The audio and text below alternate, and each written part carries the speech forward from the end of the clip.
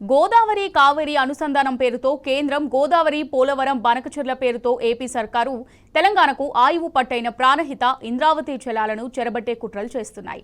ఆ కుటిల ప్రణాళికలకు రాష్ట్రంలోని రేవంత్ రెడ్డి సర్కారు వంతపాడుతోంది. ఇచ్చంపల్లికి అంగీకరించడం, బనకచెర్ల కోసం కమిటీ ఏర్పాటుకు పూనుకోవడమే ఇందుకు నిదర్శనంగా నిలుస్తోంది.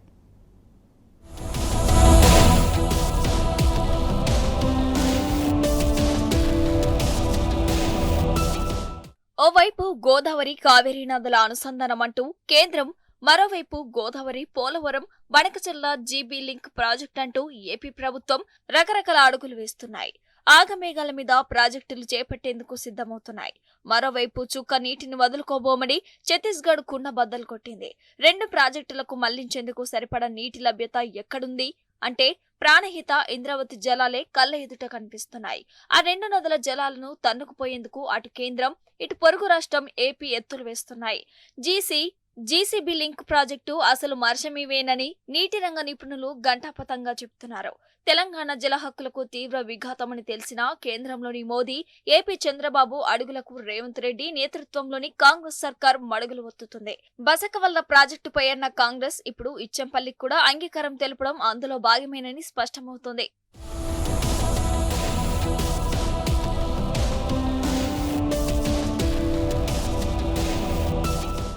గోదావరి నది పరివాహక ప్రాంతాన్ని మొత్తం 12 సబ్ బేసిన్లుగా విభజించారు. అందులో 8 సబ్ బేసిన్ల నుంచి గోదావరికి వచ్చే జలాలు 31.95%.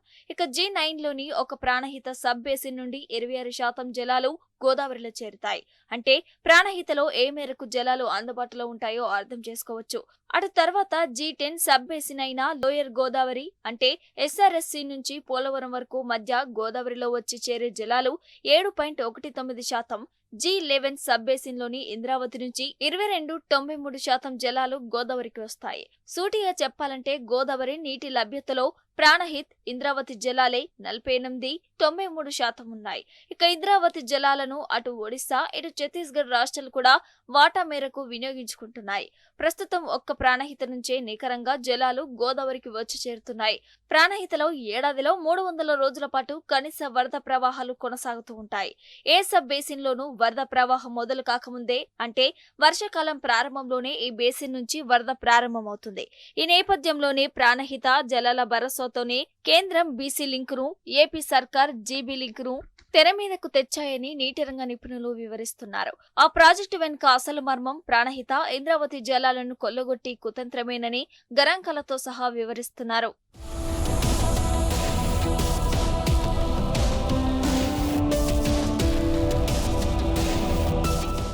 గోదావరి కావేరీ లింక్ పై ఏపీతో NWDA 2013లో చర్చలు జరిపింది. ఆ సందర్భంగా గోదావరిలో నీటి లభ్యత లేదని ఏపీ కరాఖండిగా చెప్పింది. గోదావరిలో అసలు మిగులు జలాలే లేవని, అలాంటప్పుడు గోదావరి కావేరిని లింకు చేపట్టడం ఎలా సాధ్యమవుతుందని ఏపీనే ప్రశ్నించింది. నీటి తరలింపునకు కొత్త ప్రాజెక్టులు చేపడితే పోలవరం ప్రాజెక్టుపై ప్రభావం పడుతుందని అభ్యంతరం వ్యక్తం చేసింది. ఈ విషయాన్ని NWDA సైతం స్పష్టంగా తేల్చి చెప్పింది. ఇచ్చంపల్లి నుంచి జీసీ లింక్ ప్రాజెక్టును చేపట్టడాన్ని ఏపీ తీవ్రంగానే వ్యతిరేకించింది. పోలవరం నుంచి చేపట్టాలనే పట్టుబడుతూ వచ్చింది. కానీ అటు తర్వాత మాట మార్చింది. మిగులు జలాల పేరిటిని ఏపీ ప్రభుత్వం ఇటీవల 80,000 కోట్ల భారీ అంచనా వ్యయంతో పీబీ లింక్ ప్రాజెక్టును చేపట్టింది. కేవలం ఈ లింక్ ద్వారానే రోజుకు 2 టీఎంసీలను ప్రకాశం బరాజ్, బొల్లపల్లి రిజర్వాయర్ మీదుగా బనకచెర్లలో వేసి పెన్నా బేసిన్ కు 200 టీఎంసీలను తరలించాలనేది ప్రాజెక్టు లక్ష్యం. కానీ 300 నుంచి 400 టీఎంసీల మేరకు జలాలను వినియోగించుకునే అవకాశం ఉందని ఏపీ నేత ప్రాజెక్టు ఫ్రీ ఫిజిబిలిటీ రిపోర్టులో వెల్లడించింది. ఇంత భారీ ప్రాజెక్టు విజయవంతం కావాలంటే ఆ మేరకు జలాలు అందుబాటులో ఉండాలి. మరోవైపు ప్రధాన గోదావరిలో వరద ప్రవాహాలు 70 రోజులకు మించి లేవు. మరి జీబీ లింక్ ఎలా విజయవంతమవుతుంది? ఎందుకు చేపడుతున్నారు? ఏ భరోసాతో అంత మొత్తం వెచ్చించేందుకు సిద్ధమవుతున్నారు?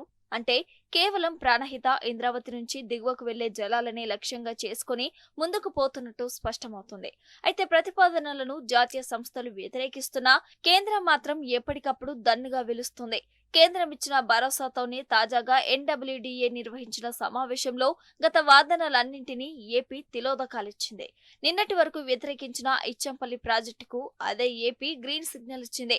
ఇంతకాలం వ్యతిరేకించిన ఏపీ ఆమోదం తెలపడంతో తీవ్ర చర్చనీయాంశంగా మారింది.